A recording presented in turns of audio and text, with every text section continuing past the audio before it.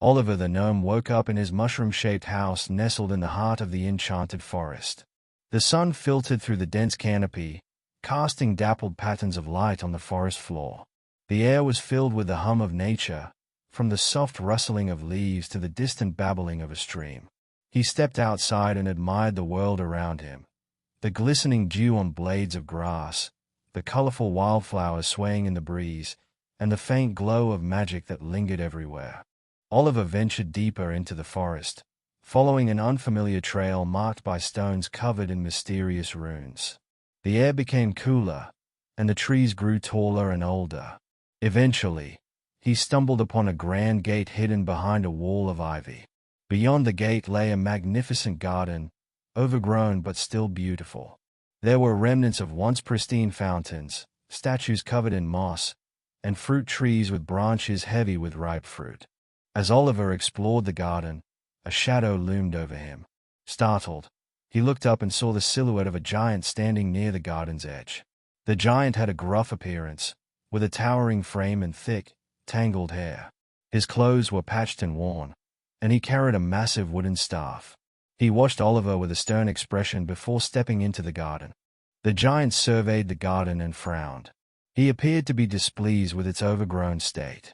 He used his staff to clear some of the vines and bushes, revealing old stone paths and a central fountain that once sparkled with water. He began marking the garden as his own, using boulders to block the gate and pushing aside the ancient statues to create space. The enchanted forest did not take kindly to the giant's actions. The trees seemed to shiver, their leaves rustling angrily. The birds that once sang in harmony fell silent, and the streams stopped their cheerful babbling. A dark cloud began to gather over the garden, and a cold wind swept through the area. Oliver watched from a hidden spot, feeling the unease in the air. He realized the giant's selfishness was harming the forest and decided to take action.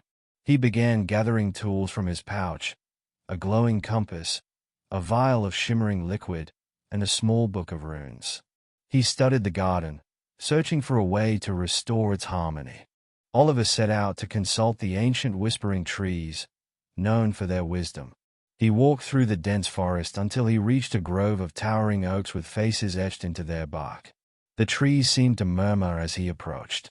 They told him about the giant's past, a lonely figure who had once been kind but became selfish after losing his family to a storm.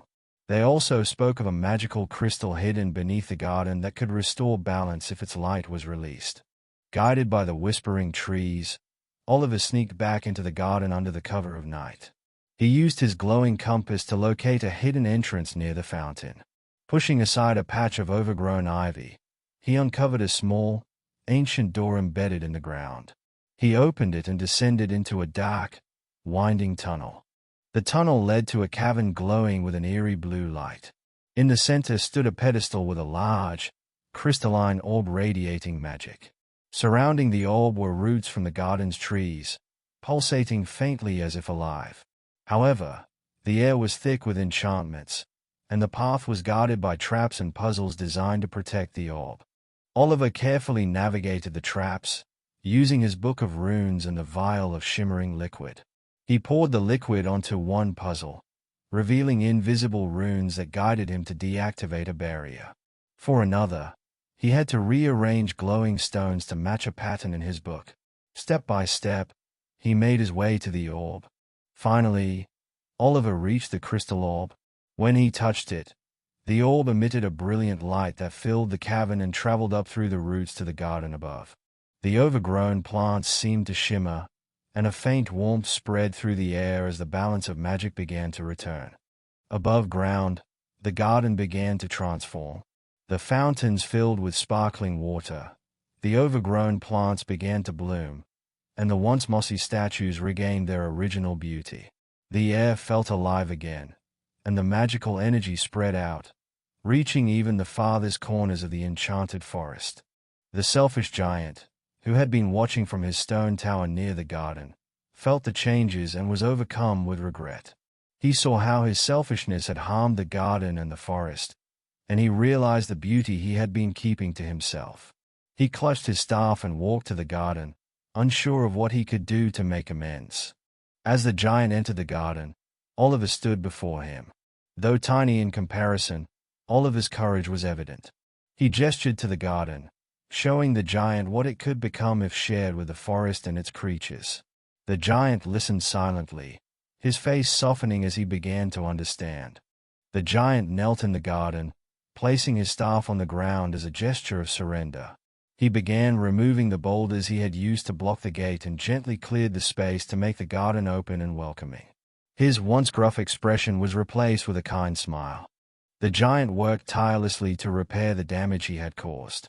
With his immense strength, he gently rearranged the statues and fountains, making them even more beautiful than before. He planted new trees and flowers, using the fertile soil of the enchanted garden. As he worked, the forest began to heal, and the once darkened sky brightened with a golden hue. As the garden regained its magical beauty, animals began to return. Birds perched on the newly blossomed trees, filling the air with their songs. Butterflies fluttered among the flowers, and deer stepped cautiously into the open space. Even the timid rabbits hopped happily through the grass. The once quiet garden was now brimming with life. To celebrate the restoration of the garden, Oliver invited all the forest's inhabitants to a grand feast. The giant prepared enormous tables from fallen tree trunks, and the forest creatures brought their favorite foods. The feast was filled with laughter and joy as everyone shared stories and enjoyed the bounty of the enchanted garden. As the feast ended, the giant presented a gift to the garden and the forest. He planted a massive golden tree at the center of the garden. Its leaves sparkled like sunlight, and its branches hummed with magical energy. The tree would serve as a symbol of peace and unity, forever reminding everyone of the beauty of sharing and kindness. With the garden restored and harmony returned to the forest, Oliver and the giant became close friends.